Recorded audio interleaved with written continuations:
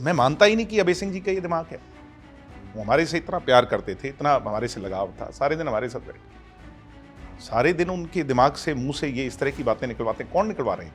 कुछ ऐसे लोग हैं जो, अगर ये परिवार कामयाब हो जाएगा ना, ये इकट्ठा हो जाए, ये कामयाब हो जाए, तो उनकी दुकानदारी उसी दिन बंद हो जाएगी। लोगों में तो ये बातें हैं कि इनसो की कमान क्यों संभालने देते, अगर ऐसा कुछ होता है अभय चौटाला के मन में। अभय चौटाला के दुष्यंत को आगे क्यों करते, एमपी क्यों बनाते। हमारे घर पर आकर के जो बदतमीजियां की, जो तमाशा हुआ, बट चलो पब्लिक डोमेन में ये बातें नहीं आनी चाहिए। मगर आज जब ये इस तरह की बातें उठती हैं, कहने को बड़ा आसान है कि गद्दार है। क्या गद्दारी की हमने? क्या गद्दारी की? आप को अच्छा लगता होगा आपकी दबंग छवि देख के, आपको दो आपके इर्द गिर्द बैठने वाले कह देते होंगे वाह भाई साहब आज तो मजा आ गया, जो आपने आज जो बात कही ना उससे सारे हरियाणा में आपका रुका हो रहा है। अरे नहीं, समझदार पढ़ा लिखा व्यक्ति इन चीजों पे आपका मजाक बना रहा है, और साथ में आप हमारा मजाक बना रहे हो। जो 2000 की सरकार की सारी बदनामी है, किस व्यक्ति के कारण है? भूल जाते हैं उन बातों को, और मिनट में हमें औरंगजेब कहने लग जाते हैं। अरे शर्म कर लो। जब भी ये बातें शुरू होती हैं कि परिवार एक होने वाला है, तभी कुछ ना कुछ ऐसी बातें आ जाती हैं। आती हैं कि नहीं? ये तो मैं कह रहा हूं, क्यों हो रहा है ये? कौन कर रहा है इसके पीछे? कौन सी ताकत है? जीवन में आंख में आंख तो मिलानी है ना। बिल्कुल। क्या वो मिला पाएंगे अपने बड़े भाई से आंख, जो उन्होंने बात कही कि हुड्डा साहब, जब दिग्विजय चौटाला ने और केसी बांगड़ ने 10 एमएलए आए थे, आपसे बात की थी या नहीं की थी? कितनी बार हमारी टेलीफोन पे बात हुई थी जी। आज तक आप और आपके पुत्र इस बात का मुझे जवाब नहीं दे पाए। कांग्रेस ने हमारे साथ वो प्रताड़ना की है जो किसी दुश्मन के साथ भी नहीं करी। क्या दुष्यंत कानून रद्द कर सकते थे? क्या दुष्यंत सरकार गिरा सकते थे? अरे कुछ तो दिमाग का यूज करो भाइयों। हमें गुनहगार साबित कर रहे हो और उसी बीजेपी को जिता रहे हो। सड़कों पर कील दुष्यंत लगा रहा था क्या? फिर कह देते हैं दुष्यंत के सहारे से सरकार चल रही थी। तो मैं फिर पूछता हूं कि दुष्यंत के जाने के बाद कैसे चली? ये लोग ये जानते थे, बीजेपी के लोग, कि ये कृषि बेस्ड पार्टी है और आंदोलन कृषि बेस्ड है। बीजेपी का तो किसानी से दूर दूर तक कोई लेना देना नहीं। तो नुकसान अगर किसी को होगा, काम तुम करो और माथे लगाओ इनके। अगर देश में वो लंबे टाइम से राज कर रहे हैं, को कह देते हैं कि मोदी जी का करिश्मा है ना, ये जनता से लड़वाने का करिश्मा है। फूट डालो और राज करो। अंग्रेज भी कितने साल राज करके देख नहीं जी बिल्कुल। तो ये भी राज कर रहे हैं। आपका एक बयान बड़ा वायरल होता है कि जींद को राजधानी बनाऊंगा जिस दिन। मैं तो क्या बनाऊंगा, मेरी पार्टी बनाएगी जिस दिन मौका मिल गया। और कई बार कहते हैं मौका तो तुम्हारे पास आ रहा था, 10 सीट में राजधानी बना कर हैं। सोचने की बात है। कई बार जो लोग है ना, कई बार ऊपर का खाना खाली होता है जी। अब तो मौका आ रहा था, बना ही नहीं राजधानी। जिस दिन हाथ लगेगा, ठाडा राज आ गया। मैं किसी को अच्छा लगे बुरा लगे, हुड्डा साहब को बुरा लगे, किसी को बुरा लगे, जींद हरियाणा की राजधानी होगी और बनाएंगे जिस दिन मौका मिल गया। भगवान ने चाहा। बहुत लंबा जीवन है, कहने वाले कुछ ही कहे जाओ। बहुत लंबा जीवन है, कार्यकर्ताओं की फौज है, चौधरी देवीलाल जी का आशीर्वाद है। बनाएंगे जींद को राजधानी, इसको कोई रोक नहीं सकता। नमस्कार दोस्तों, द एयर न्यूज में आपका स्वागत है। दोस्तों, आज पॉडकास्ट में जो शख्सियत है, हरियाणा का युवा और फायर ब्रांड नेता माना जाता है। चौटाला परिवार का युवा लड़का है और लाडला भी है और राजनीति में काफ़ी सक्रिय भी है। आज गहराई से चर्चा करेंगे उनके जीवन को लेकर। जी, कैसे हैं सर? नमस्कार। सर, अगर बात करें, पॉडकास्ट का ज़माना है और जानना चाहते हैं लोग कि जो बचपन है वो कैसे बीता।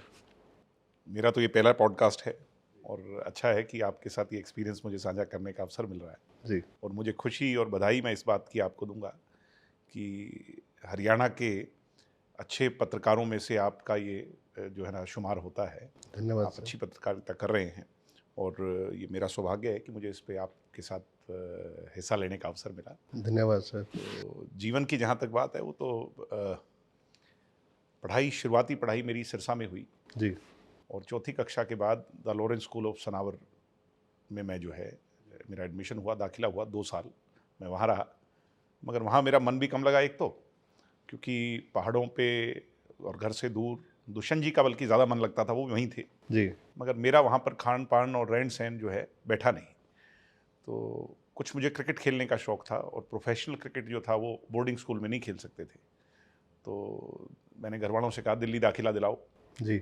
और मेरी माताजी को क्योंकि छोटे बच्चे से ज़्यादा लगाव हो जाता है, तो उन्होंने कहा कि एक बच्चा घर जरूर होना चाहिए, अगर एक दूर है तो एक घर होना चाहिए। तो मुझे दिल्ली ले आए, साथ में मैंने दिल्ली पब्लिक स्कूल के अंदर एडमिशन ले लिया और साथ ही मैंने क्रिकेट खेलना शुरू किया।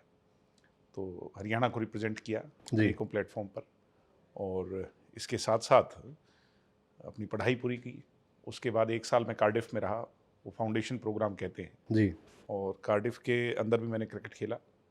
फिर मिडिलसेक्स यूनिवर्सिटी के अंदर क्रिकेट के आधार पर मेरा दाखिला हो गया, तो वहाँ पर मैंने लॉ में दाखिला ले लिया। तो उस पद पर चलते रहे, 2nd division county Australia cricket club के लिए भी खेलते रहे। बड़ा अच्छा एक्सपीरियंस रहा, लंदन के अंदर 4 साल रहा। जी। फिर संघर्ष का दौर आ गया जीवन में। दादा को और पिता को जेल की सलाखों के पीछे कांग्रेस के लोगों ने बदनीयती के तहत डाल दिया। फिर उसके बाद तो मेरे हिसाब से आपको भी सारी स्टोरी का पता है और सबको पता बिल्कुल। बचपन में से जो बल्ला है, वो जैसे हम गांव के लोग हैं तो फिर कोई भी लकड़ी का बना लिया है, फिर कैसा, तो फिर आपका बल्ला कैसे था? है। जैसे मुझे आज भी याद है कि मेरे पिताजी, जब मैं पहली बार सिरसा के अंदर, बहुत छोटा था, जी। तो पिताजी, यहाँ घर में एक चेतक स्कूटर होता था, और हमारे यहाँ पर सिरसा शहर के अंदर मार्केट के अंदर एक ही स्पोर्ट्स की दुकान थी, मुझे नाम तो नहीं उसका याद आ रहा, और वो मेन मार्केट के अंदर होती थी, सुभाष चौक के पास। तो मुझे आज भी याद है, पिताजी ने शाम को अपना स्कूटर स्टार्ट किया और मुझे आगे खड़ा कर करके स्कूटर पर लेके गए थे, और वहाँ से शॉपिंग करा कर लेकर के आए और मुझे पहला बल्ला दिला के लाए थे।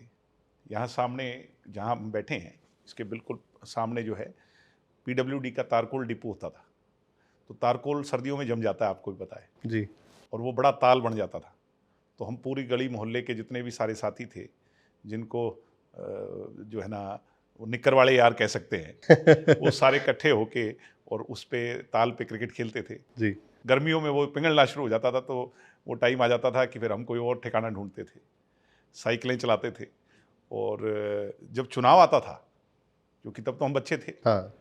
अब तो ज़माना बदल गया, बहुत ज़्यादा एडवांस हो गया। अब तो प्रचार प्रसार के और बहुत तरीके आ गए, एडवांस मॉडर्न और ये डिजिटल तरीके आ गए। हाँ। तब ये छोटी छोटी बिंदी होती थी जो आपके बटन पे लगा लेते जी। थे, झंडे होते थे, तो साइकिलों पे झंडे बांध के पूरे पूरे शहर के चक्कर काटते थे। मुझे आज भी याद है, एक बारी मशाल का सिंबल था, तो वो लेकर के हम पूरे शहर में घूमे थे। पूरा 200-300 बच्चों ने काफिला बना करके, फिर उसके बाद शायद समता पार्टी थी, या मुझे याद नहीं उस दौर का, फिर हरियाणा राष्ट्रीय लोकदल बनी, तब भी हम बच्चे थे। तो बड़ा आनंद आता था उस टाइम, और ऐसा लगता था कि हमें भी अपनी भूमिका निभानी है। और एक दफ़े जब मेरे पिताजी को गिरफ्तार करने के लिए पुलिस आ गई थी, बंसीलाल जी ने, शायद रेल रोको आंदोलन की बात है, जी। तो वो भी मुझे बड़ा इंसिडेंट याद है। इसी घर की बात है, चारों तरफ ऐसा जैसा किला बंदी हो गई हो, हजारों पुलिस वाले पिताजी को गिरफ्तार करने यहाँ पे आए थे, और जो है हम बच्चे थे, ऊपर से देख रहे थे भी ये क्या हो रहा है, बिजली काट दी, हाँ। टेलीफोन की लाइन काट दी। तो वो कुछ कुछ पल ऐसे हैं जो बचपन के बड़े याद आते हैं। और सिरसा से एक गहरा नाता रहा है। जी। सिरसा से सिर्फ इसलिए नहीं कि हम सिरसा के हैं, बट यहाँ हमारे बहुत यार दोस्त मित्र जो हैं सारे यहीं हैं। तो आज भी जीवन में चाहे आगे बढ़ गए हों, दिल्ली चले गए हों, चंडीगढ़ चले गए हों, विदेश भी जाए, मगर यहाँ के दोस्तों के साथ, अपने भाइयों के साथ, और ज़्यादातर हमारे परिवार के जो, क्योंकि हम उम्र बहुत हैं, तो वो सारे भी हमारे मित्र बराबर ही हैं। जी। क्रिकेट के अलावा जैसे गांव में की गोलियां या फिर पिट्ठो। हाँ, यहाँ पीछे इस गली की ये बात याद है मुझे बिल्कुल, जो ये तो मेन रोड हो गई, ये पीछे गली है जो चोई रंजीत सिंह जी के घर वाली गली है, इसके अंदर हम वो कंचा खेलते थे, जिसको गोली कह लो आप। हाँ जी। हाँ जी। ठीक है, तो वो कलेक्ट करते थे, तो बड़ी यादें। एक इसके बाद फिर छात्र राजनीति में आप आए। छात्र राजनीति का पहले ही पता था कि राजनीति में तो जाना ही है, क्योंकि परिवार राजनीति में तो। दुष्यंत जी का शौक नहीं था राजनीति के अंदर, उनका इंटरेस्ट कम था, और मेरे को शुरू से ही आदत थी। मैं पिताजी के साथ जो भिवानी से MP थे, मुझे आज भी याद है, छोटा सा एक मेरे वाकया याद है। भिवानी के अंदर सुरेंद्र सिंह जी जब बंसीलाल जी के बेटे के सामने डॉक्टर साहब ने चुनाव लड़ा, तो कंटेसा गाड़ी के अंदर मुझे वो लेके गए थे वहाँ पे प्रचार के लिए। तो तब डॉक्टर साहब ने कहा था, वे खड़ा होकर भाषण दे, तो मैं गिन के ही शायद 9 साल का भी नहीं था, 8-9 साल सबसे का पहले आपने जो स्पीच दी थी। तो उसके बाद 2004 में मैंने जिद कर ली कि मैं तो आपके चुनाव में जाऊंगा। जी। कहने लगे अभी बहुत छोटा है, मैं 14 वर्ष का था, तो कहने लगे अभी बहुत छोटा है, अभी बहुत उम्र है। तो मैंने कहा नहीं, मैं तो जाऊंगा। तो मैं माना नहीं, तो सब मेरे पे हंसते थे, मगर तब से मैंने खड़े होकर फिर भाषण देने चालू किए। जी। प्रैक्टिस होती गई, हाँ। मगर प्रैक्टिस असली करवाई चौटाला साहब ने। बाई इलेक्शन आ गए, शायद 2008 में आए थे। चोई कुलदीप बिश्नोई जी ने पार्टी तोड़ ली थी और नई पार्टी फॉर्मेशन की, तो 3 जगह बाई इलेक्शन आ गए, गोहाना में, इंदरी में और एक जगह और जी। आदमपुर में। तो चौटाला साहब 2 महीने के उस कैंपेन में अपनी गाड़ी के अंदर, इनोवा गाड़ी में, मुझे पीछे वाली तीसरी रो में बिठाते थे। और मुझे आज भी एक वाकया याद है, जब हम गोहाना में घूम रहे थे, तो जो धर्मपाल मलिक जी का गांव है, मुझे नाम याद नहीं आ रहा, शायद धनाना गांव है वहाँ या कौन सा है, तो वहाँ पर चौटाला साहब ने एक्ट किया कि मेरा गला खराब हो गया, जबकि वो भाषण नहीं देना चाहते होंगे उस गाँव में, या रेस्ट लेना चाहते होंगे, और उन्होंने कहा भाई मेरा पोता भाषण देगा। तो मैं थोड़ा सा घबरा गया, डर गया। तो उन्होंने कहा कि जो बात मैंने बोली थी वही बोल दे। तो मैंने उनकी सारी बातें यूं की यूं रिपीट कर दी। जी। तो उन्होंने बहुत सिखाया। वो इसीलिए जो है ना शायद ट्रेन कर रहे थे। मुझे याद है शेर सिंह बड़शामी जी के घर पर हम कुरुक्षेत्र में रुके हुए थे, तो चो साहब ने टाइम दे दिया कि सुबह 6 बजे चलना है हमने इंदरी, क्योंकि वहाँ से नज़दीक पड़ता था। जी। तो मैं कोई 2-4 मिनट लेट हो गया, और ऐसा नहीं था कि वो निकल, लोगों से ही मिल रहे थे। तो उन्हें मुझे दंड दिया कि आज तू मेरी गाड़ी में नहीं बैठेगा, अब तेरे पास दंड ये है कि जो सुरक्षा कर्मियों की गाड़ी है पीछे जो चलती है, उसके अंदर पिछली लाइन में बैठेगा सारा दिन, और शाम को लास्ट प्रोग्राम में तू मेरे से आके मिल, ना तू मेरे मंच पर खड़ा होएगा। तो वो बहुत सिखाते थे, वो ट्रेन करते थे। खुद प्रैक्टिस करते थे आप घर आके शीशे के जब सामने? आपने जैसे इंसो का जिक्र किया, तो वो किसी की इच्छा नहीं थी, बल्कि स्वयं चौधरी ओम प्रकाश चौटाला जी ने डॉक्टर साहब को कहा कि अब क्योंकि ऐसा मुश्किल दौर आ गया है, तो इसके अंदर दिग्विजय को जो है वो छात्र राजनीति के अंदर कदम रखवाया जाए। उन्होंने बाकायदा उस समय ड्यूटी लगाकर पार्टी के लोगों को कहा कि इसकी घोषणा की जाए, क्योंकि वो तो जेल में थे, पिताजी भी जेल में थे। तो आप प्रैक्टिस करते थे घर आके जैसे शीशे में, या फिर? हाँ, मतलब बड़ा, अब भी, तब की बात नहीं, अब भी। अच्छा। अब भी इंटरेस्टिंग है अब सर। भी सुबह उठते ही सिर्फ दिमाग एक ही तरफ चलता है, सोचने पर भाई क्या विषय है, कैसे उसको उठाया जाए, कैसे उसको कहा जाए। और जब शाम को थक हार के खाने पर बैठते हैं, तो उस समय भी ये दिमाग चलता रहता है कि कैसे उसको। तो अब शादी होगी, अब तो थोड़ा फर्क पड़ गया, बच्चे हो गए तो दिमाग डाइवर्ट हो जाता है, नहीं तो पहले तो 24/7 पॉलिटिक्स की तरफ ही। जी। एक आप लंदन में आपने पढ़ाई की, उसके बाद फिर जो परिवार पे दिक्कत आई, उसके बाद फिर आपको इंडिया आना पड़ा और आपने कमान संभाली, इनसो को उठाया भी आपने। तो फिर उस समय क्या परिस्थिति थी, मतलब था कि संभाल लेंगे ये चीज़ें? मुझे याद है कि 2013 के अंदर कुलदीप बिश्नोई जी ने एक यात्रा शुरू की थी हरियाणा में। तो मेरे दिमाग में भी आइडिया आया प्रधान बन के कि क्यों ना चौधरी देवीलाल जी की यादगार में तू यात्रा शुरू कर प्रदेश के अंदर। जी। तो हमें जब मैंने डॉक्टर साहब से विचार साझा किया, मेरे पिताजी की खास बात है कि अगर हम दोनों या कोई भी परिवार का बच्चा या कोई भी कार्यकर्ता अगर कोई नई चीज़ करना चाहता है, उसे कभी रोकते नहीं है। जी। वो किसी के मन की बात को जो है ना दुत्कारते नहीं है, या उसको वो नहीं करते उसके साथ। तो उन्होंने मुझे कहा कि कैसे करेगा, तेरे को पता है प्रदेश कितना बड़ा है, कितने गांव हैं, कहाँ कहाँ जाना है। जी।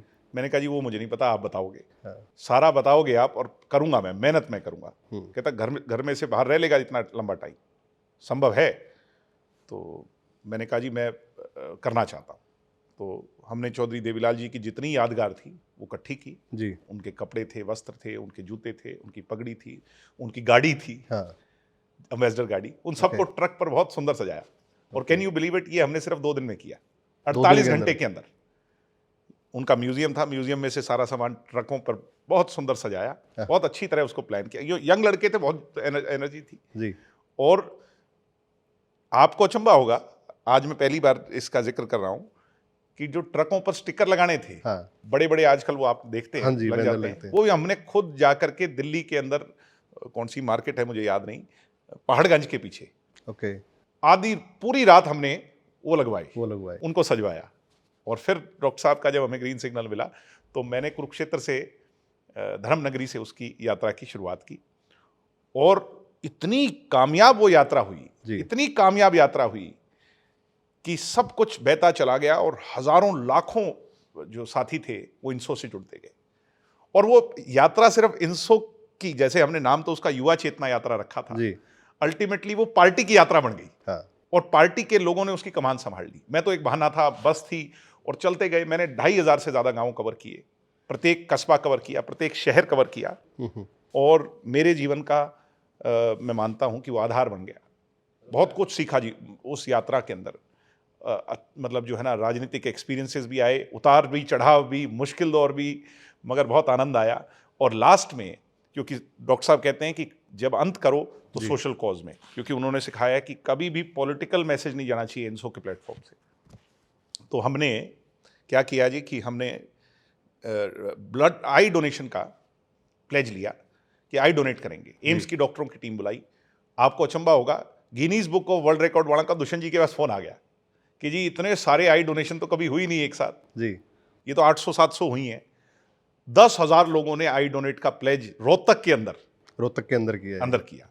तो वो दौर मुझे आज भी याद है। एक पत्रकार जो बड़े सीनियर पत्रकार हैं देश के, रवीश कुमार जी। उन्होंने, हम तो बच्चे थे, हाँ। उन्होंने अपने न्यूज में उसका जिक्र किया तो यूं लगा कि जैसे जो है ना सीना गर्व से वो हो गया कि भाई हम बच्चे चले थे एक मिशन को लेके। चौधरी देवीलाल जी की यादगार को हमने गांव-गांव तक पहुंचाया। हाँ। जो नई पीढ़ी नहीं जानती थी कि चौधरी देवीलाल के बारे में जानते तो थे, मगर वो उनकी शख्सियत क्या थी, उन्होंने क्या काम किए, उसे जन जन तक पहुंचाया। जी। तो बहुत आनंद आया और जुनून के साथ जो काम किया होता है उस पर आनंद आता ही। आप क्रिकेट खेलते हो, ये पहली बॉल पे आपने छक्का मार दिया राजनीति के अंदर। नहीं, वो मैंने नहीं मारा, हम सब लोगों ने मिलकर के जो काम किया, क्योंकि एक अकेला जो है वो कुछ नहीं कर सकता। सब लोगों को जैसे हाथ में उंगलियां होती हैं, वैसे सबको साथ मिलना ही पड़ता है। और मगर जो साथी मुझे उस समय मिले जीवन में, वो खरा सोना थे और आज भी मेरे साथ वही खड़े, मजबूती से खड़े हैं। मैं जब भी दुविधा में होता हूँ, कोई संकट में होता हूँ, कभी आगे पीछे देखना होता है, तो मैं उन्हीं की तरफ देखता हूँ। तो डांट कब पड़ी है, कभी पड़ी है? हाँ, डांट खूब पड़ी है, डांट खूब पड़ी है। डॉक्टर साहब ने डांट नहीं मारी, मगर वो उनका गुस्सा वो है कि वैसे तो आता नहीं उन्हें गुस्सा, कभी भी नहीं आता, मैंने कभी नहीं देखा, मगर जब आ जाए तो फिर बहुत गड़बड़ हो जाती है। आता नहीं है वैसे, बहुत विनम्र स्वभाव के। मगर माता जी से तो डांट, क्योंकि माँ अगर अपने बच्चों को डांटेगी नहीं, उन्हें सही दिशा पर नहीं देगी, तो उनसे डांट समय समय पर पड़ती रही। पिटाई भी हो जाया करती, स्कूल में पिटाई हो जाया करती। अब तो ये कल्चर बदल गया, अब बच्चों की पिटाई पुटाई होनी बंद हो गई। हमारे टाइम पे तो बहरहाल वो इतना समय भी नहीं बीता, मगर उस समय पिटाई पुटाई हो हॉस्टल लाइफ जी? हॉस्टल लाइफ खूब, 2 साल वहाँ पर सीनियर्स के खूब डंडे खाए हैं। और जो है हॉकियाँ पड़ती थी, आपको अचंबा होगा, अब तो बहुत ज़्यादा ज़माना बदल गया। तब तो ड्रिल्स मिलती थी, हैंड स्टैंड मिलते थे, यानी पैर ऊपर उस पे खिड़की के ऊपर और हाथ नीचे, आधा घंटा। आपको भी? हाँ, क्यों, वहाँ पर कोई उसमें वो नहीं है कि आप कौन है क्या है, सब समान। और जब मैं दुष्यंत जी को कहता था जाके, बड़े भाई होने के नाते, और दुष्यंत जी का थोड़ा सा वहाँ पर रुतबा था, तो मेरे को बचा लो, तो वो ये कहते थे ये खाने जरूरी है, इसी से सीखेगा जी। तो इससे सीख मिलती है जीवन में और स्ट्रेंथ आती है। आप का जो हॉस्टल लाइफ ने जो 2 साल में दिया, उसी की बदौलत आज कहीं भी जीवन में अकेला जाना पड़ जाए, कपड़े प्रेस करने पड़ जाए, खाना खुद बनाना पड़ जाए, तो क्योंकि मैं वेजिटेरियन हूँ, लंदन में मेरा काम नहीं चलता था, तो हम खुद ही खाना बनाते थे। यहाँ पे मेरा एक मित्र है चावड़ा जी, पिछली गली में मेरा साथी है, मैंने उसको कहा भी तू आ जा। उसने मास्टर में एडमिशन ले लिया, मैं ग्रेजुएशन में था, तो हम खाना खुना, कड़ी भी बना लिया करते, दाल भी बना लिया करते, पनीर का मैं ज़्यादा शौकीन हूँ और पनीर भी बना लिया करते, रात को रोटी बना लिया करते और अपना लस्सी लुस्सी बना लिया करते, वहाँ सारा खुद ही कर लिया करते। आज की तारीख में अगर देखते हैं, छात्र राजनीति, जैसे चुनाव नहीं हो रहे सर, और आपने काफ़ी आवाज़ें उठाई हैं इसको लेकर, तो फिर लगता है कि चुनाव होने चाहिए, और क्यों रोके गए, वजह क्या रही? वजह ये है कि 96 में रोके गए थे, कह के कि इससे गुंडाई होती है, उड़दंगी होती है। ये तो फिर इसमें लोकसभा और विधानसभा में भी होती है, सरपंची में तो बहुत ज़्यादा होती है। क्या इनको भी बंद कर देना चाहिए? इसका मतलब सरकार की बदनीयती है और बड़ी पार्टियों की एक सोच है कि इससे अगर इनको चालू कर दिया जाए तो फिर आने वाली जो पॉलिटिकल नस्ल है वो बड़ी रिफाइंड होके आएगी। पैसे वाले कॉरपोरेट लोग राजनीति से दूर हो जाएंगे, आम घरों के बच्चे, गरीब किसान मजदूर का बच्चा, जमींदार का बच्चा खड़ा होकर के अपने हक और हुकूक की बात करना सीख जाएगा। जी। ये जो आज सोशल मीडिया पर ड्रामा चल रहा है, इससे कोसों मील दूर जो है ना अच्छे लोग आएंगे। एक लड़का है कांग्रेस पार्टी का, खत्री, रौनक खत्री। दिल्ली, हाँ, डीयू का लड़का, वो देखो ना कैसे बढ़िया लड़ाई लड़ रहा है, चाहे वो कांग्रेस पार्टी से है, नथिंग डूइंग, मगर वो लड़का बहुत बढ़िया लड़ाई लड़ रहा है। मैं उसको बधाई दूंगा, शुभकामनाएं दूंगा। ऐसे लड़कों की जरूरत है, ये क्रीम है। आप लास्ट मुझे नेता बताओ हरियाणा के अंदर जो विधानसभा के अंदर गया हो और स्टूडेंट पॉलिटिक्स से आया हो, ऐसा बहुत कम लोग रह गए। और इसीलिए तो इलेक्शन 100-100 करोड़ के हो गए, क्योंकि लोग पैसा फेंकते हैं और तमाशा देखते हैं। जो जो असली राजनीति है वो ये राजनीति है, और इस राजनीति को भरना ही होगा। और इसके लिए हमने तो आंदोलन किए, यूनिवर्सिटियों तक के ताले लगाए। मैंने तो खुद हंगर स्ट्राइक की। जब मैंने हंगर स्ट्राइक की तो हमारी पार्टी के नेता उस समय जो लीड कर रहे थे वो मुझे कहने लगे, तेरा हाल तो बाबा रामदेव जैसा होगा। मैं क्यों? कहने लगे, तेरे को तो उठा के लेके जाएंगे पुलिस वाले। जी। तो 5वें दिन जब अनशन पूरा हुआ, जब सरकार मान गई बातें, आपको अचंभा होगा, हाँ। तो मैंने उनको फ़ोन नहीं किया, मैंने दुष्यंत जी को फ़ोन किया। हाँ। मैंने कहा वो तो मेरा रामदेव जैसा हाल कर रहे थे, पर मेरा हाल ठीक रहा, हम कामयाब हुए। तो उनका फ़ोन आया महानुभाव का, कहने लगे तुम पानी नहीं पिलेगा, मैं आके पिलाऊंगा। तो जी। ये समय समय की बात है। तो दुष्यंत जी से सलाह लेते रहते हो आप? दुष्यंत जी से, वो मेंटोर हैं हमारे। दुष्यंत जी ने मेरे पिताजी का किरदार 10 साल निभाया जब मेरे पिताजी जेल में थे। दुष्यंत जी ने जिम्मेवारियां निभाई हैं, घर को संभाला है, मुश्किल दौर में संभाला है, और वो बहुत मैच्योर हैं, बहुत समझदार हैं, हमारे से बहुत ज़्यादा समझदार हैं, और कम बोलते हैं, सोच के बोलते हैं। हम थोड़े स्टूडेंट पॉलिटिक्स में आके और जो थोड़े से उस किस्म के हैं, वो बहुत तुलावा बोलते हैं, और उनकी जो सोच समझ है उसकी प्रशंसा। उतार चढ़ाव तो जीवन के दो पहलू हैं। चौधरी देवीलाल जी का भी ऐसा एक समय आया, दौर आया कि जब वो गिराई से भी चुनाव हार गए थे। तो कितनी बड़ी बात है। चुनाव हारना जीतना अलग बात है, मगर दुष्यंत चौटाला जैसा लीडर इस प्रदेश को मिलना बहुत मुश्किल है। अगले 30 साल 35 साल के लिए जो विजन लेके चलता हो, आज हिसार एयरपोर्ट को देख लो ना, कोई कल्पना ही नहीं कर सकता था कि हिसार के अंदर ऐसा अंतर्राष्ट्रीय हवाई अड्डा बन जाएगा। जी। सिर्फ दुष्यंत चौटाला की देन है। जो उन्होंने लागू किया, आज हमें, मैं मन की बात कहना चाहता हूँ कि कोई इसको एक्नॉलेज करे ना करे जी, कोई माने ना माने, मगर दुष्यंत चौटाला ने जो महिला रिजर्वेशन दी है, क्या इससे पहले इस देश में कहीं हुई है वैसी? कहीं भी नहीं हुआ। कितनी दूरगामी सोच है। आज गांव में सरपंच जो है महिलाएं बन रही हैं, जिला परिषद की मेंबर महिला बन रही हैं, ब्लॉक की मेंबर चेयरमैन महिला बन रही हैं। घरवाले पीछे पीछे घूमते हैं उनके जी, कि भाई हमारा भी काम कर देना। हाँ। महिलाओं के हाथ में ताकत आ गई, सशक्त हो गई। और ये किस लिए हुआ? ये दुष्यंत चौटाला की बहुत दूरगामी सोच।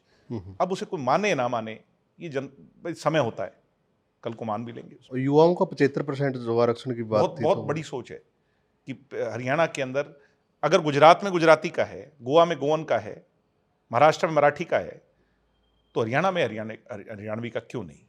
हम अपने आप से ये सवाल पूछें, बजाय कि चलो 1 मिनट छोड़ें इंडस्ट्री। जब मारुति ये कह रही है कि हम देने को तैयार हैं, तो ये कौन साजिश करता है जो कोर्ट में गए हैं? ये सोचना चाहिए हमें। जी, परिवार टूटने के पीछे की कहानी क्या है आपकी नज़र से? क्या परिवार टूटने के पीछे तो बड़ा अनफॉर्चुनेट, क्या उसकी क्या कहानी है? वो तो बहुत अनफॉर्चुनेट है। और किसी का भी घर टूट जाए, लोग तमाशा देखते हैं, तरह तरह की बातें करते हैं, प्रोपेगेंडा होते हैं, मगर क्या कहानी है उसके पीछे? तो अनफॉर्चुनेट है वो। इनेलो से अलग होकर जजपा की शुरुआत हुई, तो उस समय फिर क्या ख्याल आ रही थी, मतलब क्या सोच थी, क्या रणनीति थी कि स्टैंड कर पाएंगे? क्या है कि आदमी को खुददार होना चाहिए। मैं एक बात मानता हूं, ये जो चौटाला साहब ने हमें सिखाया ना, वो ये खुददारी दी। डॉक्टर साहब ने जो हमें सिखाया, वो अपने पैरों पे खड़ा होना सिखाया। कुछ लोगों का सुबह शाम अगर ये प्रयास रहे कि दबा लूं, डरा लूं। एक छोटा सा इंसिडेंट है, आपकी शहर की बात है, कैथल के अंदर मैंने एक इंसो का फाउंडेशन डे किया था।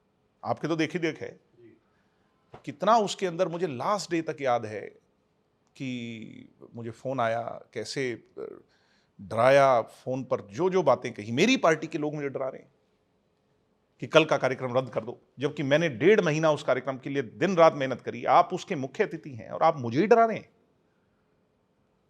मगर मैंने चौटाला साहब से रात को बात की, जब उनका 8 बजे का जेल के अंदर टेलीफोन की 2 मिनट की मेरी बात हुई जी। तो मैंने कहा जी तो उन्होंने मुझे कहा कि किसी के कहने पे भी कार्यक्रम रद्द नहीं होगा, कार्यक्रम होगा एज इट इज होगा, क्योंकि तेजस्वी यादव सरीखे के लोग, अखिलेश यादव सरीखे के लोगों को हमने निमंत्रण दिया हुआ था। बड़े बड़े राजनेता देश के आ रहे थे और ये चाह रहे थे कि रात को कार्यक्रम रद्द हो जाए।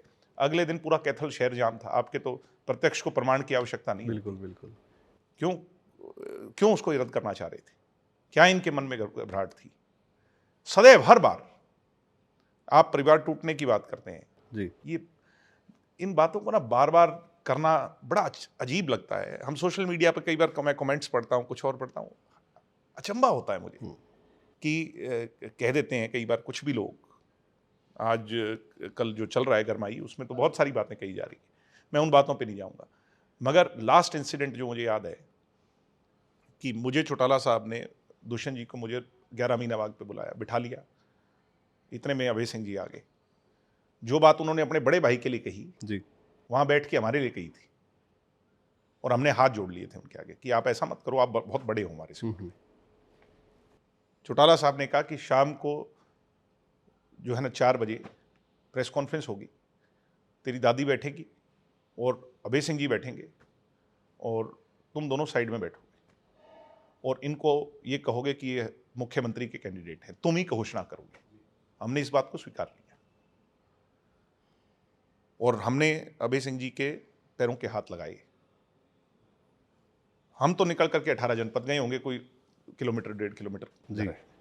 और वो उठ के वहां से बाहर निकले, चौटाला साहब के कमरे से बाहर आ गए। अब तरह तरह की बात जब लोग करते हैं, आज चलो मौका मिल गया। आपको अचंभा होगा कि 12 बजे 12:30 बजे से हम वहां निकले हैं और 4 बजे में कितने घंटों का फर्क है? 3-4 घंटों का ही फर्क होगा जी। इतनी देर भी उनसे पेशेंस नहीं, उनको इतनी देर भी वो नहीं रुक पाए और उससे पहले ही बिगाड़ कर दिया सारा। हमारे घर पर आकर के जो बदतमीजियां की, जो तमाशा हुआ, बट चलो पब्लिक डोमेन में ये बातें नहीं आनी चाहिए। मगर आज जब ये इस तरह की बातें उठती हैं, कहने को बड़ा आसान है कि गद्दार है। क्या गद्दारी की हमने? क्या गद्दारी की? उनको आज कह देते हैं हमने बना के जो है ना उठा के एमपी बना दिया। कैसे एमपी? आपने, मेरे पिताजी का संघर्ष, मेरे दादाजी का संघर्ष, हमने उठ करके अपना सब कुछ छोड़ करके, पढ़ाई छोड़ करके यहाँ पर आकर लोगों के बीच में बैठ के कहना बहुत आसान है, मिनट के अंदर ही जुबान से निकली हुई बात वापस नहीं आया करती जी। और हुए हुए जख्म जो है बहुत गहरे हो जाते हैं। लोगों में तो ये बातें हैं कि इनसो की कमान क्यों संभालने देते, अगर ऐसा कुछ होता है अभय चौटाला के मन में। अभय चौटाला के, दुष्यंत को आगे क्यों करते, एमपी क्यों बनाते? मैं वही तो कहना चाह रहा हूँ कि अभय चौटाला जी जो बातें कर रहे हैं, उनको कई बार आदमी को आधार बना लेना चाहिए बातों का। उनकी बातों में आधार ही नजर नहीं आता। हम एक टीम थे और टीम का मिशन था कि चौधरी ओम प्रकाश चौटाला को मुख्यमंत्री बनाना। जी। इससे अलग कोई टीम का मिशन नहीं था। उसमें अपने हित सब पीछे चले गए थे। उसमें हो सकता है कि दुष्यंत को एमपी बना के ही आगे बढ़ाएं। अगर एक एमपी बनेगा तभी पार्टी मजबूत होगी, अगर एक एमएलए बनेगा तभी पार्टी मजबूत होगी। मगर इन लोगों के दिमाग में ही कुछ और था। सुबह से शाम तक इनको काटा कैसे जाए, कमजोर कैसे किया जाए, इनका पतन कैसे हो, इनको वही जो आज दिखा रहे हैं, हाँ। मैं मुंह से नहीं कहूँगा, अशोभनीय है, वो इनको दिखा के डराया कैसे जाए। तो वो तो हमने बहुत टाइम देख रखा है। मगर मेरे पिताजी ने कहा था कि अपनी इंटीग्रिटी पर जब सवाल उठ जाए तो कॉम्प्रोमाइज़ मत होना, और ना पहले हुए ना भविष्य में होंगे।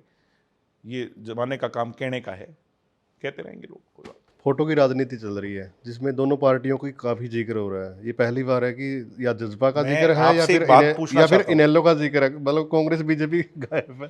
ये बड़ा कैलकुलेटेड प्रोपेगेंडा है इन लोगों का कि इनको इस तरह की भाषा शैली में उलझा करके रखो कि ये हरियाणा के हित की जब बात करें, आज हम पानी का मुद्दा उठा रहे हैं, वो हमारे पोस्टर का मुद्दा उठा रहे हैं। हम बेरोजगारी का मुद्दा उठा रहे हैं, वो हमारे से लड़ रहे हैं। हम कोई हरियाणा के अंदर क्राइम इंडेक्स बढ़ रहा है, कोर्टों में गोलियां चल रही हैं, पत्रकार कल मार दिया झज्जर के अंदर, झज्जर के अंदर। हाँ। हम उसका मुद्दा उठा रहे हैं, ले दे के इनके पास माइक मिलते ये हमें जूता दिखा रहे हैं। अरे भाई, इससे ऊपर उठ जाओ। आप को अच्छा लगता होगा आपकी दबंग छवि देख के, आपको दो आपके इर्द गिर्द बैठने वाले कह देते होंगे वाह भाई साहब आज तो मजा आ गया, जो आपने आज जो बात कही ना उससे सारे हरियाणा में आपका रुका हो रहा है। अरे नहीं, समझदार पढ़ा लिखा व्यक्ति इन चीजों पे आपका मजाक बना रहा है और साथ में आप हमारा मजाक बना रहे हो कि ये दोनों पॉलिटिकल पार्टियां सीरियस नहीं है। किसके पैर में जूता नहीं आता भाई? आपके भी आता है, मेरे भी आता है। कौन किसकी तरफ, कौन किससे डरता है? कोई ये बातें बेसलेस, इमोशनलेस, और वो जो बिहार की हम देखते थे ना पिक्चरों के अंदर, मूवीज के अंदर, जो जो जो गुंडाई दबंगई, कौन किससे डरता है यार? कोई आज के दिन जो है ना कांस्टेबल से नहीं डरता, पुलिस वालों से नहीं डरता, सड़क पर चलता है। आजकल सबको अपने राइट्स का पता है, हक और हुकूक का पता है, अधिकार का पता है। कौन किससे डरता है और कौन किसको? ये जमाना था, चला गया। अब कल कोई उनका आदमी कह रहा था कि वो भूल जाते हैं कई बारी कि उनके नेता के किए हुए कुकर्मों को वो दूसरों पर थोप रहे हैं। ये जो बात आज मैं कह ही देता हूँ, ये जो जो जो बातें चलती थी आज तक, इतिहास गवाह इस बात का। ये किसने, अगर चौटाला साहब की छवि पर अगर आज तक उनके उस पर उछला है, कोई बात उछली है, कौन उसके जिम्मेवार रहा है आज तक? आज तक मुझे इतिहास बता दीजिए। 90 मैम कांड से बात शुरू होती है। जो 2000 की सरकार की सारी बदनामी है, किस व्यक्ति के कारण है?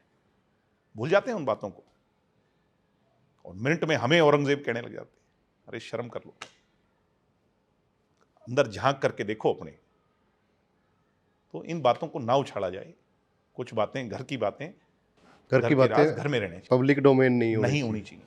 मगर मैं एक बात कह देता हूं कि और कोई इस बात की हैसियत रखता हो या नहीं, जैसे को तैसा, इन लोगों को और कोई भाषा समझ नहीं आएगी तो फिर इनको इनकी भाषा में समझाना पड़ेगा। क्योंकि ये एक ऐसा ग्रुप है जो सारे दिन, मैं मानता ही नहीं कि अभय सिंह जी का ये दिमाग है। वो हमारे से इतना प्यार करते थे, इतना हमारे से लगाव था, सारे दिन हमारे साथ बैठ के, सारे दिन उनके दिमाग से, मुंह से ये इस तरह की बातें निकलवाते। कौन निकलवा रहे हैं? कौन? ये कुछ ऐसे लोग हैं जो, अगर ये परिवार कामयाब हो जाएगा ना, ये इकट्ठा हो जाए, ये कामयाब हो जाए, तो उनकी दुकानदारी उसी दिन बंद हो जाएगी। हमारे यहां भी थे, उनकी छुट्टी हो गई जी समय रहते, मगर वहां बहुत बड़ा टोल है। जब भी ये बातें शुरू होती हैं कि परिवार एक होने वाला है, तभी कुछ ना कुछ ऐसी बातें आ जाती हैं। आती हैं कि नहीं? यही तो मैं कह रहा हूं। क्यों हो रहा है ये? कौन कर रहा है इसके पीछे? कौन सी ताकत है? मतलब तो हम बार बार, जब मेरे पिताजी खुल के कह रहे हैं भाई कोई अगर पॉजिटिव उस पर कोई भी वो बात होगी तो मैं तैयार हूं। चौटाला साहब ने हमें बाहर कहा था जाने को, हमें संघर्ष के पथ पर डाला, उसको आशीर्वाद दिया, हमें संघर्ष के पथ पर डाल दिया। हमने संघर्ष पे अपनी पार्टी खड़ी कर ली। संघर्ष के पथ पे चल के हमने करी होगी, लोगों का भरोसा लेकर करी होगी, लोगों का आशीर्वाद लेकर के करी होगी जी। तो हमने क्या गलत किया, क्या गुनाह किया हमने? चाचा भतीजा का रिश्ता कैसा था? बहुत अच्छा रिश्ता था, मेरे से तो बहुत ज्यादा प्यार था। और मुझे समझ नहीं आता कि जब इस तरह की बात हमने कभी, आपने हमारे मुंह से सुनी है? नहीं। मेरे पिताजी के मुंह से सुनी है? आप तो पत्रकार हो, कभी छोटी बात कर दें, कमजोर बात कर दें, क्योंकि जवाब तो हम जीवन में आंख तो मिलानी है ना। बिल्कुल। क्या वो मिला पाएंगे अपने बड़े भाई से आंख, जो उन्होंने बात कही है? सोचने की बात है जी। पीछे गठबंधन रहा, सरकार में रहे आप लगभग 4.5 साल के आसपास, तो उस समय किसान आंदोलन रहा, तो उसमें क्या लगता है आपको, वो फैसला सही था, गलत था? क्या ऐसा है जी, खुल के बात करें आज इस पे भी। बीजेपी के साथ हम गए थे, इस बात में कोई वो प्रत्यक्ष को जो सच्चाई है उसको कुछ छुपा नहीं सकता।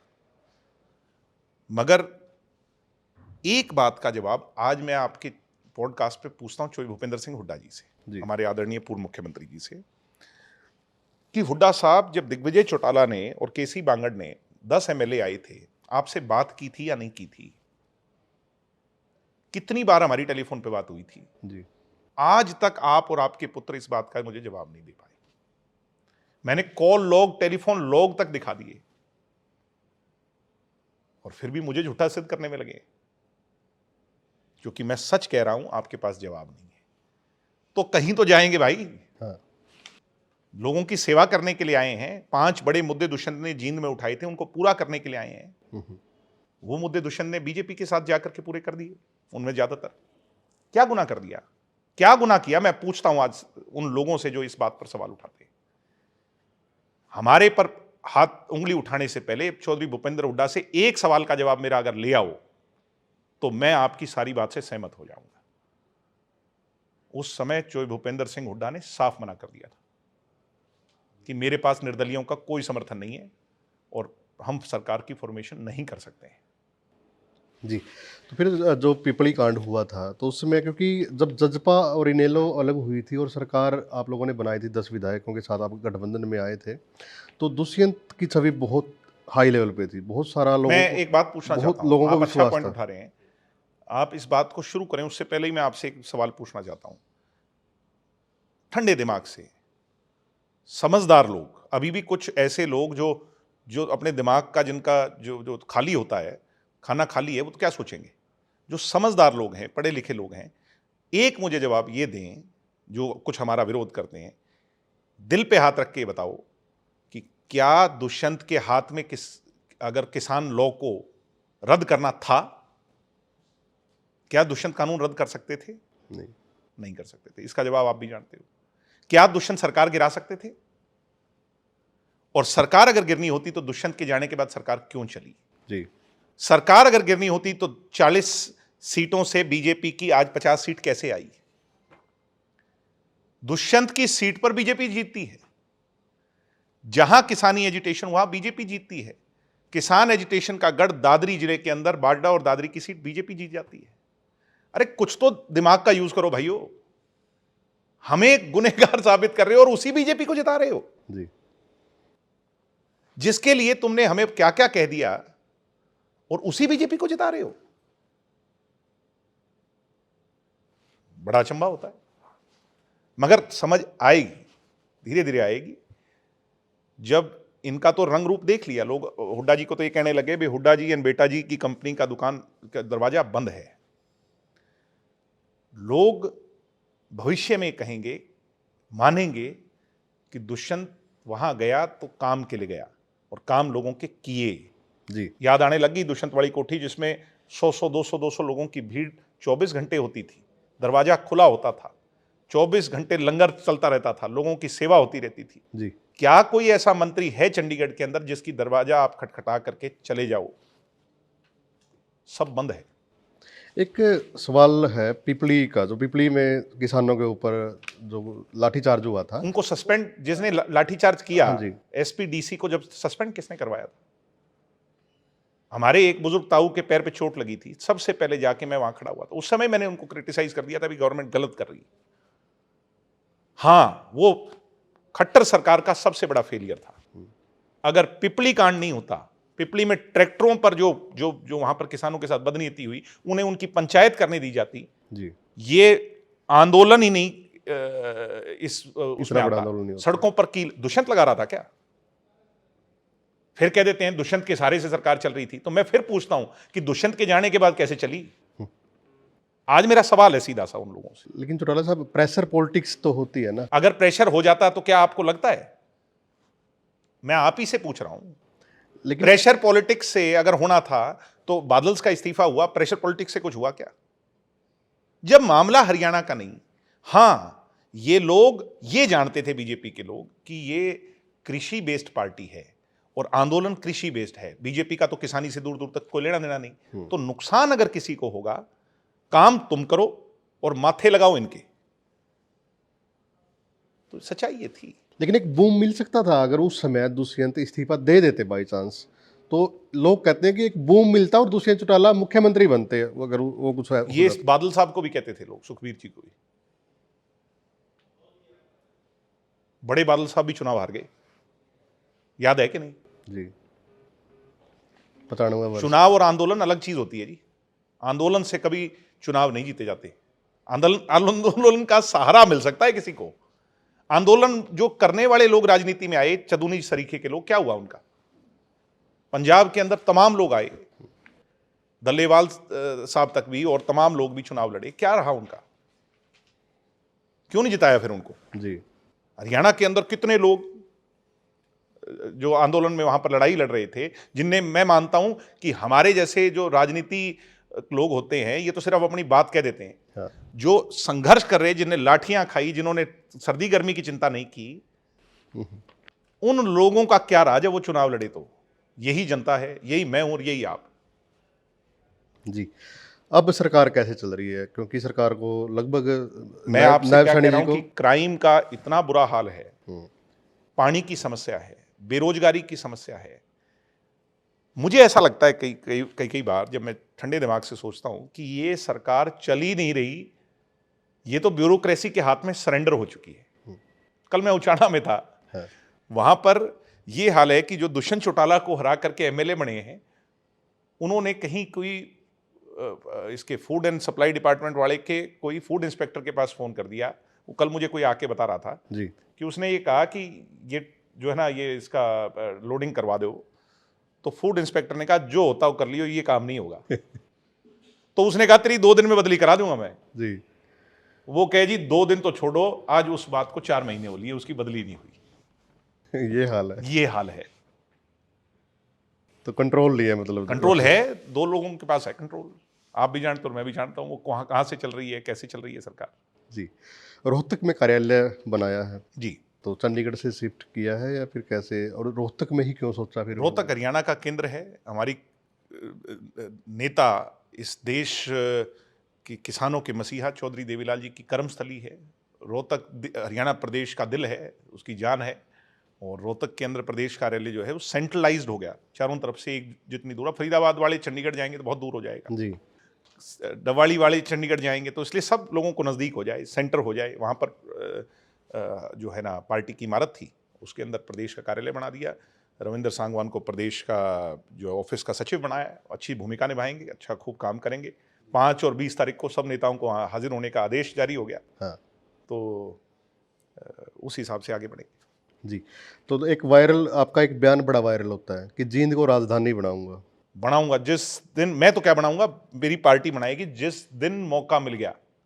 कई बार कहते हैं मौका तो तुम्हारे पास आ रहा था, 10 सीट में राजधानी बना कर हैं। सोचने की बात है। कई बार जो लोग है ना, कई बार ऊपर का खाना खाली होता है जी। अब तो मौका आ रहा था, बना ही नहीं राजधानी। जिस दिन ठाडी सरकार होगी, जींद हरियाणा की एडमिनिस्ट्रेटिव राजधानी होगी। हम चंडीगढ़ पे से अपना क्लेम नहीं हटाएंगे, ये बात भी मेरी मान लीजिए। मगर विधानसभा चंडीगढ़ में रहे, एडमिनिस्ट्रेटिव दफ्तर जो पंचकुला के हैं वो जींद में होने चाहिए। जींद का, कैथल का, इस इलाके का, सारे इलाके का विकास तभी हो सकता है जब जींद हमारा राजधानी है, हमारी राजधानी। और जींद को ऐसा चमका दिया दुष्यंत जी ने, जहां सड़कें नहीं जाया करती, आज वहां इतने नेशनल हाईवे गुजर रहे हैं कि नहीं गुजर रहे जी। जहां अस्पताल का खंडर हालात थे, वहां 19 मंजिला इमारतें गुड़गांव में भी नहीं होगी। सोचने की बात है। ऐसी डेवलपमेंट की, स्किल डेवलपमेंट सेंटर और सेंटर बहुत काम किए।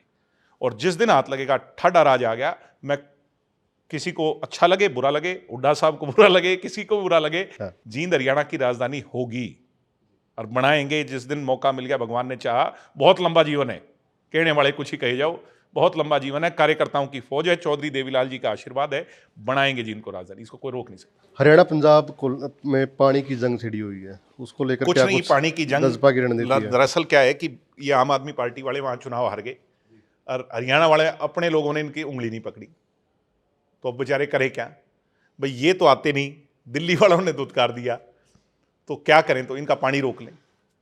मगर मान साहब, पानी हमारा है, तुसी साडे वड्डे वीर हो, पानी नहीं रोक सकते।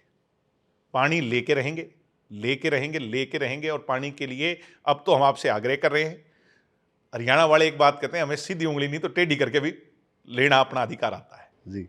तो ऐसा ना हो। आप हमारे बड़े भाई हो, हमारा भाईचारा है। पंजाब के लोग हमें पानी के लिए नहीं रोक रहे। बिल्कुल। एक आदमी का अपना पॉलिटिकल नफा नुकसान के लिए वो ऐसा कर रहे हैं।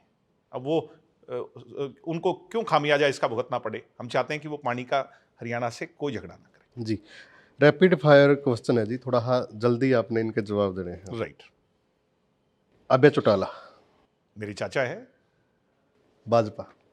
भाजपा की दरअसल जो सोच है, जाति पाति धर्म मजहब पर लोगों को कैसे बांटा जाए और उसका कैसे गेन लिया जाए। अब वो कोई कहने को कुछ भी कहो, कुछ लोग मेरी बात से, बहुत कम लोग सहमत होंगे बट कुछ होंगे, कि अगर देश में वो लंबे टाइम से राज कर रहे हैं को कह देते हैं कि मोदी जी का करिश्मा है ना, ये जनता को जनता से लड़वाने का करिश्मा है। फूट डालो और राज करो। अंग्रेज भी कितने साल राज करके थे कि नहीं कर जी गए थे? बिल्कुल। तो ये भी राज कर रहे हैं।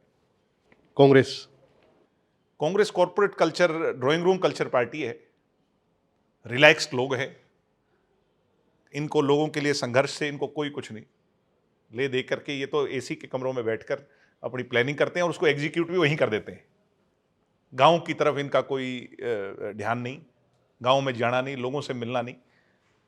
हमारी जो रीजनल पार्टियां हैं वो रीजनल पार्टियां हैं, रीजनल पार्टियां हैं वो असली पार्टियां हैं, वो लोगों के बीच में रहती हैं, वो लोगों के सुख दुख में रहती हैं। ब्याह शादी को, तीज त्योहार हो, सुख दुख हो, लोगों के बीच में 24 घंटे रहना, एक एक कार्यकर्ता लोगों के बीच में रहना। आम आदमी पार्टी। आम आदमी पार्टी के बारे में मैं कुछ नहीं कह सकता, क्योंकि दिल्ली में उन्होंने कुछ काम किया, मगर वो भी इस जाति पाति धर्म मजहब की भेंट चढ़ गया।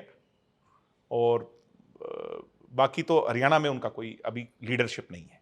लीडरशिप हो तो भविष्य में हो सकता है, क्योंकि बिना लीडरशिप के तो कोई चुनाव नहीं जीता जाता। दुष्यंत चौटाला। हरियाणा प्रदेश का तेजस्वी और ओजस्वी नेता, जो इस प्रदेश का सिपाही बनकर के अगले 30-40 साल सेवा करेगा। दीपेंद्र हुड्डा। दीपेंद्र हुड्डा थापी मार। मीडिया। मीडिया मेरा बहुत अच्छा साथी और जिससे मुझे अपने जीवन में बहुत कुछ सीखने का मौका मिला। मीडिया देश का स्तंभ, जिस पर यह देश बहुत मजबूती से टिका हुआ है। जी, आपका पसंदीदा नेता कौन सा है? मेरा पसंदीदा नेता तो इस बात में तो कोई सोचने की इधर उधर की बात ही नहीं है कि चौधरी देवीलाल जी से हम सीखे हैं, और चौटाला साहब की भाषा शैली जो उनकी थी, जो उनका कमांड था अपने उस पर। मगर वो कहते हैं कि घर में ना झांके, अगर बाहर झांके तो माननीय अटल बिहारी वाजपेयी जी, जिनको मैं स्टेट्समैन मानता हूँ, जो असली मायने में बहुत अच्छे नेता हैं। और आज के युग में अगर कोई अच्छा नेता है तो अखिलेश यादव है, जो पढ़ा लिखा है, समझदार है जी। जिसने, जैसे दुष्यंत चौटाला ने अपनी पार्टी की छवि को लठ दल से एक संस्कारिक दल में बदला और बहुत मजबूत दल खड़ा कर दिया, वैसे ही उन्होंने भी समाजवादी पार्टी की छवि को तब्दील कर करके बहुत एक अच्छा जो है ना, एक अच्छी छवि बनाई है। और वो, मैं उनसे बहुत नज़दीकी से मिला हूँ, मैं उनको शुभकामनाएं देता हूँ कि वो इस देश को एक ना एक दिन ज़रूर संभालेंगे। मतदाता की अगर बात करें, उनको आप कैसे देखते हैं, जो आपके वोटर हैं? मैं सिर्फ ये कहूँगा कि नई पीढ़ी को, कई बार हम ये कह देते हैं राजनीति में तो भाई सारे ये इस तरह के लोग हैं, या पॉलिटिक्स की तरफ मत जाओ। जो मेरे इंटरव्यू सुन रहे होंगे उसमें से बहुत सारे लोग होंगे जो अपने बच्चों को 18 साल का होते ही कह देते हैं कि ना इस काम में नहीं, या पहले से बचपन से कहते आते हैं ये काम नहीं भाई, कोई और काम तो हो। हाँ। ठीक है, तो मैं ये हाथ जोड़ के कहूँगा कि अगर आप ऐसा सोचेंगे तो देश नहीं बदलेगा।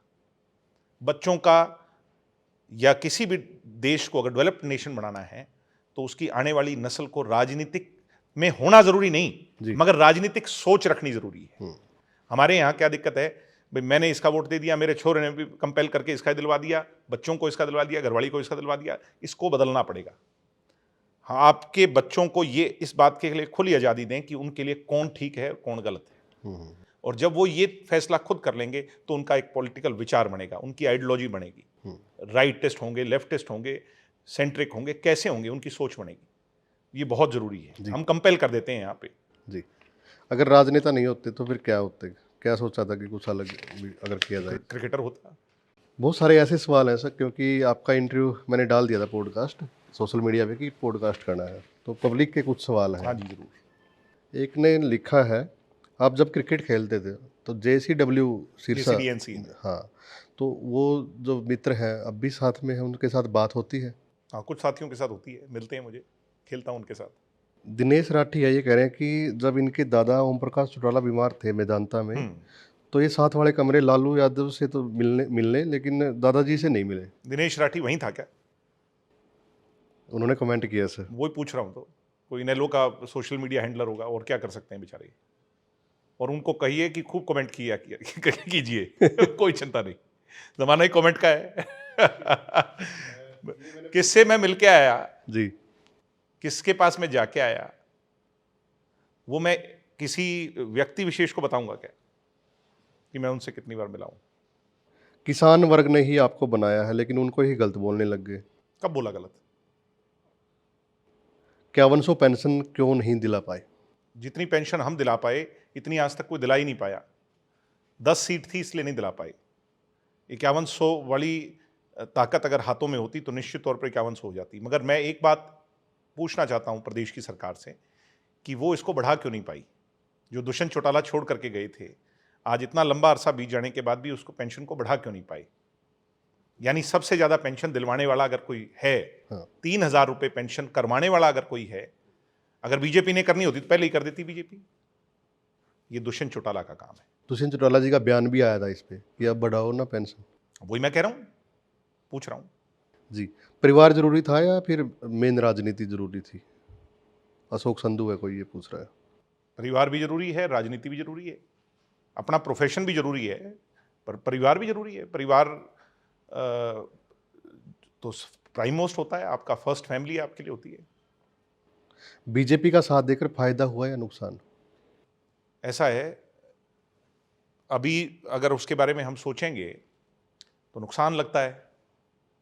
लॉन्ग टर्म में जाके देखेंगे कि हमने अपने जो काम थे वो कर लिए थे, तो उनका साथ देके तो नुकसान ही हुआ, ऐसी कोई बात नहीं है। मगर हाँ, हम अपने पथ पर जो कर्म के पथ पर चले थे, वो काम कर करके आए। आगे मौका मिलेगा तो और काम करेंगे, काम के लिए आए हैं राजनीति में। जी, कोई जो है ना ड्रामा करने तो आए नहीं, काम के लिए आए हैं, काम करेंगे, आगे भी मौका मिला जब करेंगे। राजनीति में उतार चढ़ाव आते रहते हैं। अब सोशल मीडिया का ज़माना है तो पता नहीं कमेंट लिखने में 1 मिनट में कुछ भी लिख देता है, तो इन चीज़ों का कुछ प्रभाव पड़ता है सर? ना, बिल्कुल भी नहीं। इन चीज़ों का प्रभाव पड़ जाता तो फिर आपके सामने बात थोड़ी कर रहा होता। ये तो सारे दिन चलता रहता है। पहली गाड़ी कौन सी थी आपके पास? पहली गाड़ी मैंने ली थी मारुति ज़ेन, शायद ज़ेन ली थी। जैन? ज़ेन चलाया करते थे। जैन चलाया करते थे। और फ़ोन कौन सा लिया था सर? फ़ोन आते थे उस टाइम पे नोकिया के, ओके। 1100 था या पता नहीं कौन सा था। उसमें सांप का वो खेल होता था, वो खेला करते थे। सारे दिन उसको बड़ा एंजॉय करते थे।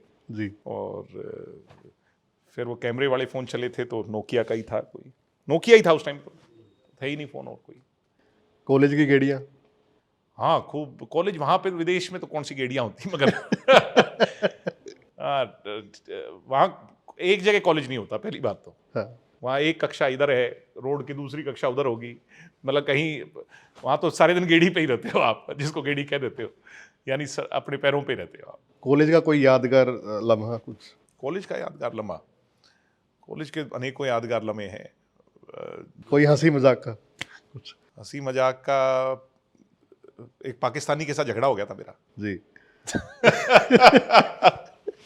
वो कहने लगा, वो बड़ाई करने लगा इधर से, फिर मैं अड़ गया, मेरा हरियाणवी जाग गया। हाँ। तो फिर जो कहते हैं कुंडी अड़ गई थी कई देर तक, और बहुत ज़्यादा मामला गर्मा गर्माई तक आ गया। जी। तो फिर वो अंग्रेजों ने बैठ के पीछा छुड़वाया, वे रहने दो, क्यों बावड़े हो रहे हो। कभी ऐसा भी हुआ कि कहीं फंस गए और दुष्यंत चौटाला जी का फोन किया कि भाई जल्दी आ जा, भाई आने वाला है मेरा? सनावर में एक बारी एक लड़का था जी। उससे मेरा झगड़ा हो गया था, वो मेरा सीनियर था जी। तो वो उसने इस तरीके से किया, तो फिर मैंने कहा अभी तो तूने मेरे साथ बदतमीजी कर दी, मगर मेरा भाई आएगा तो बताएगा। मगर भाई आगे बोला, भाई खुद का काम खुद संभाला करो, जी। यूं ही सीखोगे। तो अर्जुन चौटाला और कर्ण चौटाला के साथ कैसे बड़ा अच्छा, बड़ा करण तो मेरे साथ ही रहा 2 साल लंदन में, हम इकट्ठे पढ़ा करते। और करण बहुत विनम्र स्वभाव का है, बहुत अच्छा प्यारा लड़का है, मेरा भाई है, और हमने जो यादगार पल बिताए हैं, और वो अभी भी विनम्र है, जो मुझे उसकी खास बात नज़र आती है। अर्जुन थोड़ा गरम दल का नेता है, अच्छी बात है, वो देखो कम उम्र में एमएलए बन गया, इससे बढ़िया क्या बात हो सकती है। मैं उसको बधाई देता हूँ, आगे भी राजनीति में खूब नाम चमकाए, चोई देवीलाल जी का नाम चमकाए, तो अच्छी बात है। थोड़ा सा विनम्र और हो जाए, झुक के जो होता है झुकाव भाई राजनीति में ज़्यादा कामयाब होता है। तो परिवार जब एक था तो सबसे लाडला कौन था उसमें? नहीं, मेरा तो सबसे ज़्यादा प्यार करण से ही रहा। करण, हमने घूमने जाना तो भी इकट्ठे जाना, हमने सैर सपाटा करनी तो भी इकट्ठे करनी, मतलब हम कई दिन क्या कई महीने इकट्ठे ही होते थे। वो मेरा बड़ा ख्याल रखता था। मेरा एक बारी घुटने में फ्रैक्चर हो गया था, तो उसने अपनी सारा कुछ छोड़ के वो कितने दिन तक उसने मेरी बड़ा ध्यान रखा, सेवा की लंदन के अंदर। जी। तो बड़े पल हैं इकट्ठे जो हमने बिताए हैं, और आज भी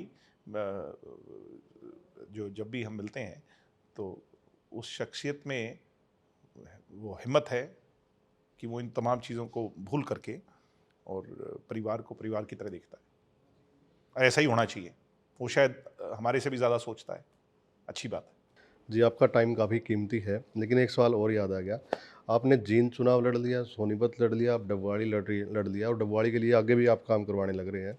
इतना मतलब साहस कैसे आता है? 3-3 चुनाव आप लड़ रहे हो। तो चुनाव तो और यहाँ राजनीति में तो कोई परचून की दुकान तो खोलेंगे नहीं। चुनाव ही लड़ेंगे, काम करेंगे, लोगों के बीच में रहेंगे, संघर्ष करेंगे, चुनाव ही लड़ेंगे। चुनावी जरिया है ना कि आप चुन करके जाएं, जो बातें आप कह रहे हैं उनको पूरी करें। वो चुनावी जरिया है, उसका मोड क्या है? चुनावी है। मोरल डाउन नहीं हुआ कभी कि यार ये इसमें भी हार गए, उसमें भी हार गए? मुझे एक बात बताओ, जब तिहाड़ जेल के अंदर चौमासा होता था, गर्मी होती थी, बहुत भयंकर लेवल की गर्मी होती थी, और गेट पर हमारे से पैदल, वहाँ से गेट से जो जो 2 नंबर जेल थी, ये हुड्डा जी को बता रहा हूँ मैं, जी।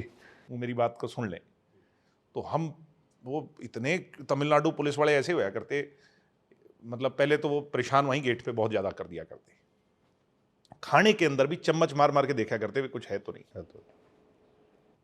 फिर वहाँ से हम अंदर जब जाते थे तो कम से कम 1.5-2 किलोमीटर वो होता था, और फिर जो जाली होती थी, वो तिहाड़ जेल की जो जो मिलने वाली जाली थी, तो वो 2 जालियाँ थी, एक उस तरफ थी, एक इस तरफ थी, और उनमें मिट्टी जमी रहा करती, और कोई लाइट नहीं होती थी।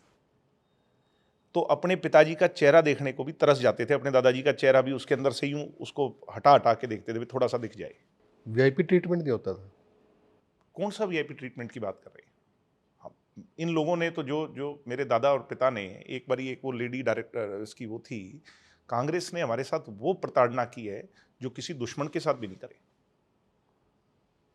इनके साथ तो वो काम हुआ है, इन लोगों ने वो संघर्ष किया है, उस बुजुर्ग ने उस उम्र में वो संघर्ष किया है कि हम कल्पना भी नहीं कर सकते। जो रोंगटे खड़े हो जाते हैं कई बार। उनके मैले कपड़े उठा के जब बाहर चला करते ना, तो वो जो बाहर मैले कपड़ों का बाहर नहीं था, वो जिम्मेवारी का बाहर था। आज तो कहना बहुत आसान है कि ये हो गया, वो हो गया। तो ये दुश्मन को भी नहीं होनी चाहिए जेल। कई बार कह देते हैं ना, कई लोग कह देते हैं हुड्डा को जेल होगी। भगवान करे दुश्मन को भी जेल ना हो। डबवाली के लिए क्या कुछ रणनीति है अब आगे की? डवाली के लिए मैं डवाली को एक प्रोग्रेस के रास्ते पे देखना चाहता हूँ। अंतिम छोर है, रिमोट एरिया है, यहाँ इंडस्ट्रीज़ देखना चाहता हूँ, यहाँ हाईवेज़ का नेटवर्क देखना चाहता हूँ। उस पर हम काम कर रहे हैं, एजुकेशन के लिए काम कर रहे हैं। लाइब्रेरीज़ मैंने दुष्यंत जी का जो विजन था, मैंने वो प्रॉमिस किया हुआ उन्हें कि इसको मैं पहला हल्का बनाऊंगा जिसके हर गांव में डिजिटल ई लाइब्रेरी। हाँ, ये आप कर रहे हैं। 70 गांव है, उसमें 40 में हमने बना दी, 30 में हम इस साल कंप्लीट कर देंगे। फिर हम नशे के खिलाफ काम कर रहे हैं। यहाँ पे नशा बहुत ज़्यादा है, दुविधा है इस बात की हमें, तो वो भी हम कर रहे हैं। और बहुत सारे काम ही काम कर रहे हैं। डवाली को इतना चमकाना, इतना आगे उठाना है। मगर डवाली वालों ने मेरे को बहुत दिया। लोग सिरसा से बाहर ये चर्चा कर रहे थे, बड़ा मुश्किल दौर है, जब इतनी पार्टी मुश्किल में फंसी हुई है, तो क्या रहेगा डवाली में। कोई कहता 5,000 वोट आएंगे, कोई 10,000 वोट आएंगे। यानी बहुत उस समय जब मेरे पार्टी पर मुसीबत थी, तो डवाली के लोगों ने अपना आशीर्वाद मुझे दिया, अपनी उंगली पकड़ा कर मुझे उठाया, गिरे हुए को उठाया। तो मैं उनका एहसान ही नहीं भूल सकता। 29 की क्या कुछ रणनीति है पार्टी की? 29 की रणनीति, 29 अभी बहुत दूर है। किसी को भी ये गलतफहमी हो किसी भी राजनीतिक दल को, तो उसको दूर कर देनी चाहिए। अभी सफ़र बहुत लंबा है, दिल्ली अभी बहुत दूर है। उसके लिए बहुत मेहनत करनी पड़ेगी, तपना पड़ेगा, गर्म हवा के थपेड़े खाने पड़ेंगे जी। जो ज़्यादा खाएगा।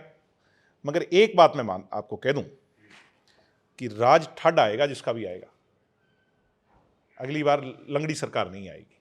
प्रीसीमन भी होने जा रहा है जी। पता नहीं होगा कि नहीं होगा। ये बीजेपी वाले को, इनको लगेगा इनको फायदा है तो कर देंगे और इनको लगेगा नुकसान है, कैलकुलेटिव मूव करते हैं। तो इनका तो बड़ा स्ट्रेटेजिक तरीका है, ऊपर से लेके नीचे तक। मुंबई के अंदर मैं एक बार गया, वहाँ पर जियो प्लाजा है, उसमें कहते हैं 2-4 जो माले हैं उनमें तो सिर्फ इनके इस तरह के जो थिंक टैंक्स बैठे हैं, तो इन लोगों से लड़ाई लड़ी है जी। तो बहुत, मैं वही कह रहा हूँ कि बहुत लंबी लड़ाई होगी, बहुत लंबी जंग होगी, और उसके लिए हम पूरी तरह तैयार हैं। लड़ाई लड़ेंगे, हौसले से लड़ेंगे। बातचीत करने के लिए धन्यवाद। आपका शुक्रिया, आप इतनी दूर आए, धन्यवाद। जैसे मैंने शुरुआत की थी, फायर ब्रांड नेता है, उसी हिसाब से आपने खुल के बातचीत की है मेरे से, मुझे अच्छा लगा आपसे तो बात उसके लिए धन्यवाद। करके। आपका धन्यवाद। तो वीडियो को ज़्यादा से ज़्यादा शेयर भी करें और अपनी राय भी ज़रूर दें। धन्यवाद।